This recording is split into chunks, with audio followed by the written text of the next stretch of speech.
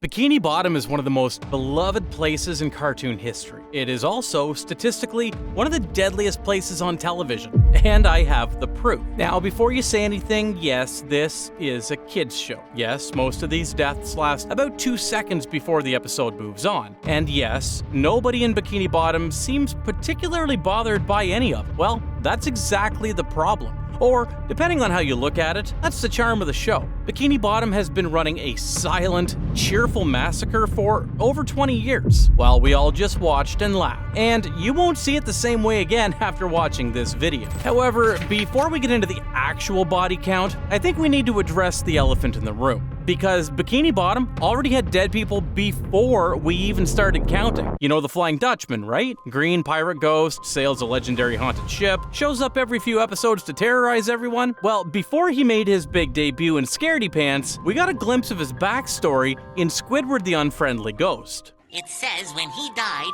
they used his body as a window display.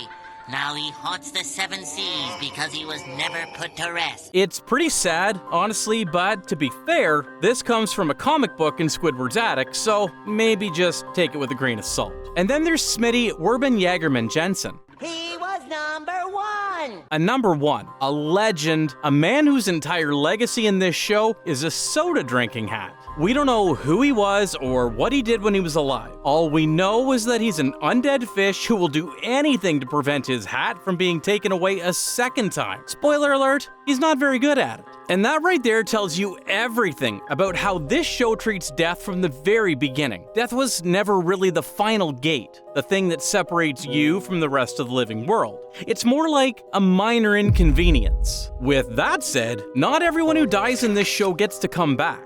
Some of them just quietly disappear, and the show moves on without so much as a second glance. Remember Sandy's rocket? The episode is about SpongeBob and Patrick sneaking into Sandy's rocket and accidentally launching it, convinced they've landed on the moon when they've actually just landed on the other side of Bikini Bottom. Classic misdirection episode, genuinely funny. But before any of that happens... No way, SpongeBob! Especially after your little mishap with my whirlybird. Sandy mentions really briefly one of the reasons that she didn't want SpongeBob to touch any of her inventions anymore is because the last time SpongeBob played with the whirlybird, he killed 96 people. 96 casualties from a whirlybird incident that Sandy most likely had to arrange a funeral for at some point. And should I say, at least 96. Because that was just the number of tombstones visible from that tiny window. Yes, I've counted them. And then the episode just continues. No one ever goes to jail, Sandy still lets SpongeBob visit her in her dome, and the 96 people are just never mentioned again for the rest of the series. SpongeBob has a vehicular manslaughter count that most war criminals would find impressive, and the show found a way to make it a 2-second visual gag. Like that one poor kid from Hooky. I mean, it's a straightforward cautionary tale. Mr. Krabs warns SpongeBob about the fishing hooks that appear near Bikini Bottom every season. Patrick ignores all of that because he sees the hooks as a fun carnival ride, and then SpongeBob would eventually give in and join them. And at some point during all this, the camera just quietly pans to a pair of shoes on the ocean floor. There was one kid here earlier. In any other show, that'd be a setup, a Chekhov's gun, foreshadowing something darker later, which they actually did. Patrick did get caught and sent back inside the tuna can. There's also a strange case where Mr. Puff, as in Mrs. Puff's late husband, gets exactly 2 seconds of screen time. And he's not even alive for those 2 seconds. In Krusty Love, Krabs falls for Mrs. Puff at first sight, but gets nervous when he hears she has Mrs. in her name. However, SpongeBob reassures him like, oh no, she's not married, and then we get this.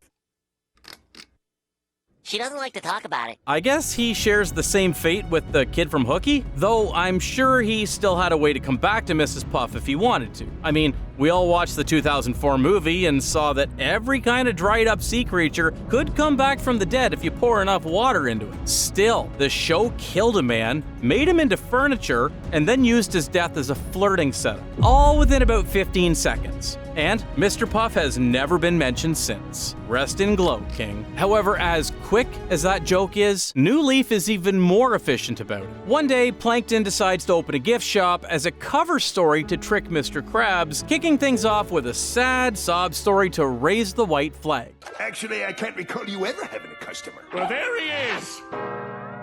You could argue the customer died of natural causes. Maybe old age, maybe a pre-existing condition. But come on, he died before he could finish the sandwich. And Plankton couldn't even be bothered to clean up the body, to maybe hide the fact that someone got food poisoning from Chum. The skeleton just sits there, still at the table, probably still waiting to complain. But my personal favorite case here is the unnamed spatula from All That Glitters. SpongeBob's spatula breaks while he's cooking a triple Krabby Patty, so SpongeBob has to put him in the hospital. Then later in the episode, the show, in its infinite wisdom, decides to give this spatula a death scene.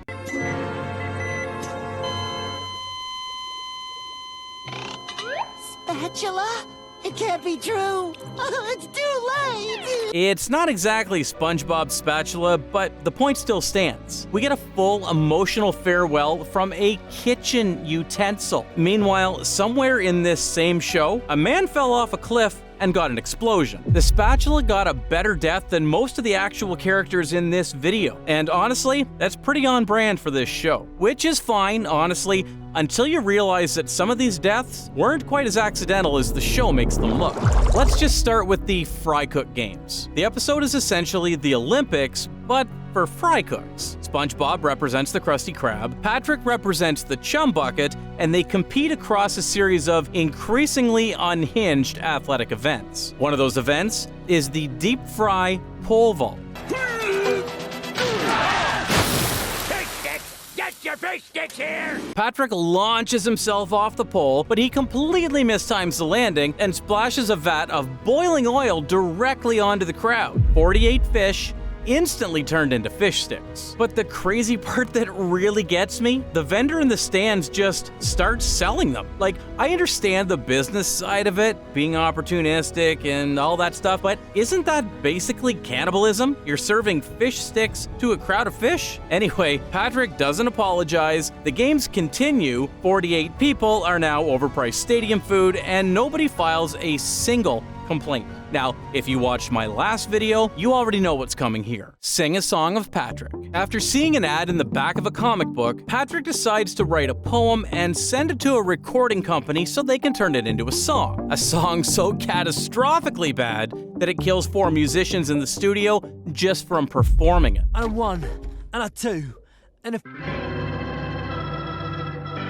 They wanted you to have this. Now, I've covered this one in detail already, so I'll keep it short. But it absolutely belongs here because Patrick almost never faces any proper consequences for it. 4 people died making his art, not to mention some other fish that suffered huge injuries for just hearing the slightest bit of it. And he still got $100. That's the music industry for you. Then there's Band Geeks. If you know SpongeBob, you know Band Geeks. Arguably the greatest episode that this show has ever produced. This is the Squidward finally gets his moment episode. The legendary Sweet Victory plays, everybody loses their mind. However, people rarely talk about the fact that 3 people died getting there. During band practice, Fred and an unnamed fish spin the flag so hard, they take off quickly and then crash into a blimp.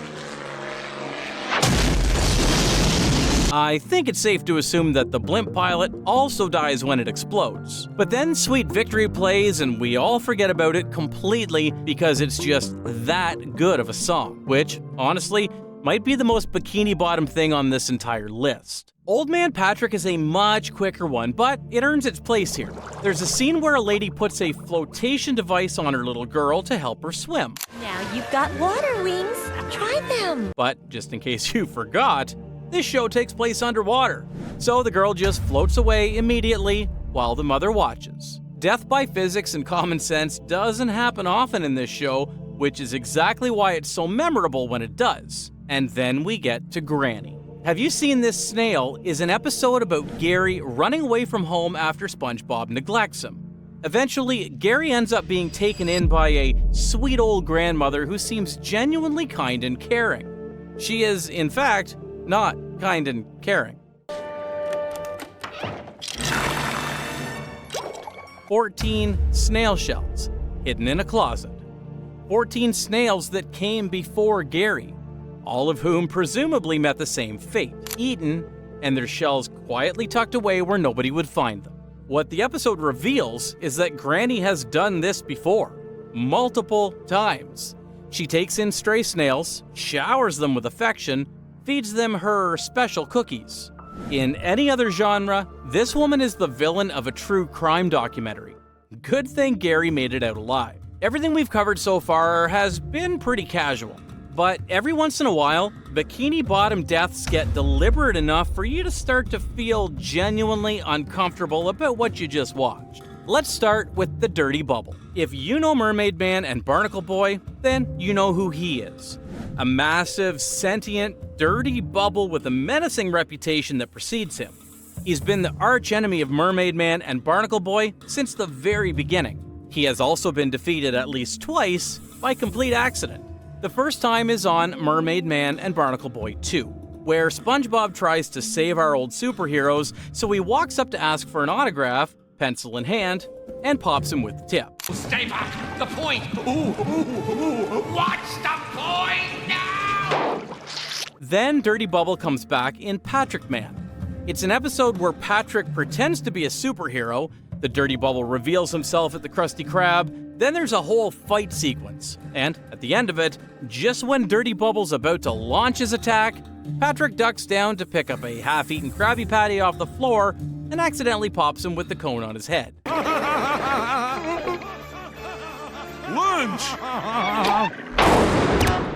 Patrick wasn't even looking at him. He was thinking about food. That's a specific kind of indignity that the show took the time to do twice on purpose. However, as bad as it sounds, Dirty Bubble still had it better than Scooter in Bubble Buddy. One time, SpongeBob creates a bubble friend named Bubble Buddy to keep him company for the day. They go to the beach, they do a bunch of fun stuff, but at some point, Scooter asks to be buried up to his neck in the sand for fun. They did it pretty good, and SpongeBob leaves Bubble Buddy in charge of digging him out before the tide comes in, while he goes off to get some cotton candy. Bubble Buddy was, in fact, not digging him out. Scooter meets his end in a pretty agonizing way, and his ghost comes back later to confirm it. Dudes, he made me experience high tide! Oh! Now, for most of the episode, Bubble Buddy appears to be completely inanimate. Just a bubble that SpongeBob moves around and speaks for, which would make this an unfortunate accident. SpongeBob made a bad call leaving an inanimate object in charge of someone's life. Except at the end of the episode, Bubble Buddy reveals that he has been sentient the entire time. He can think, move, and speak like any normal fish, which means he watched Scooter drown, consciously, and chose to do nothing. He then politely tips his hat, says things are getting a little weird around here, and leaves Bikini Bottom entirely. No consequences whatsoever. This is a children's cartoon, by the way. And then there's Plankton's family backstory that triggers his whole whale trauma. In One Course Meal, there's a moment where Plankton briefly mentions that his entire family was once eaten by a whale during a family picnic.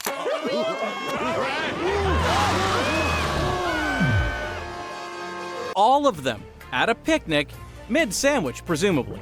The crazy thing is that the show doesn't dwell on it, as if it was not the point of the episode. Like, it's just something Plankton says in passing, as context for why he's terrified of whales, and then the plot moves on. But think about what that actually means. Plankton is one of the few remaining in his bloodline because a pod of whales showed up at the worst possible moment. And his wife isn't even aware of this, let alone her believing the story when Plankton tries to tell her. The casual cruelty of that one scene is genuinely impressive, which is fine until you realize that the show keeps doing this consistently across 20 years. A completely unhinged relationship with mortality that nobody in Bikini Bottom ever stops to examine. Nobody except two people, and that's where we're going next. Before we get to the final case, I do have two honorable mentions that didn't quite fit anywhere else on the list. By the way, they're both about Squidward. Of course they are. The first one isn't really a death scene, technically, it's more of a burial. In One Crab's Trash, when Mr. Krabs sneaks into a cemetery late at night, he stumbles across Squidward, who quietly cries and places flowers on a tombstone. After Squidward leaves, Eugene goes over to the tombstone and it reads, "Here lies Squidward's hopes and dreams." That single image, Squidward mourning his own ambitions at a cemetery at night, is genuinely one of the darkest things this show has ever quietly slipped into a comedy episode. Squidward dug that grave himself, put up the stone himself, and comes back regularly to leave flowers while crying. Man, what I would pay to see an episode where Squidward's hopes and dreams are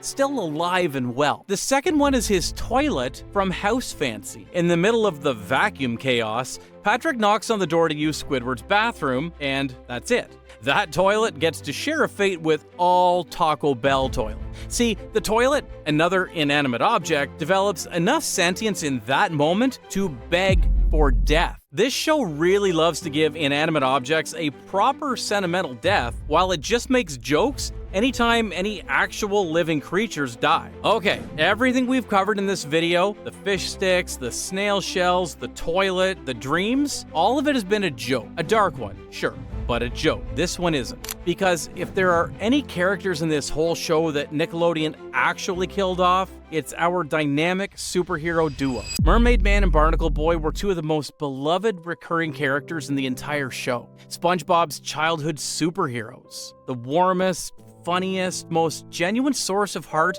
the series had outside of the main cast. However, they're long gone now, because the voice actors who brought them to life, Ernest Borgnine and Tim Conway, both passed away in 2012 and 2019 respectively. The show acknowledged it the only way it really could, by retiring the characters with quiet dignity. Their characters were still in the show, but nowadays, they're reduced to mute background characters. No voice ever came out of their mouths again. Every death we've talked about today, Bikini Bottom brushed off without a second thought. But this one, the show actually felt it. And so did everyone watching. Rest easy, old men. So, there you have it. Bikini Bottom, the most beloved underwater neighborhood in cartoon history, has been quietly running one of television's most consistent body counts for over 20 years. Background fish, cannibalism, snail shells in a closet, a toilet that begged for mercy, and a spatula that got a better funeral than most of them. And through it all, nobody in Bikini Bottom ever stopped to think, maybe we should address this. Which is fine. That's the charm of it, honestly. The show's complete indifference to its own casualties is part of what makes it so uniquely and wonderfully unhinged. You don't watch SpongeBob for realism. You watch it because nowhere else on television will a vendor immediately start selling the crowd their own friends and have it feel completely normal. But every once in a while, the show reminds you that some things actually matter. That not everything is a sound effect and a hard cut. Mermaid Man and Barnacle Boy were that reminder. Anyway, if this video sent you down a rabbit hole of Patrick causing chaos and never facing any consequences for it, good news, I already covered that. A story about every single time Patrick got what he actually deserved has been dissected in full detail. Link's up there somewhere, go watch it. Patrick has a lot to answer for. I'll see you on the next dive.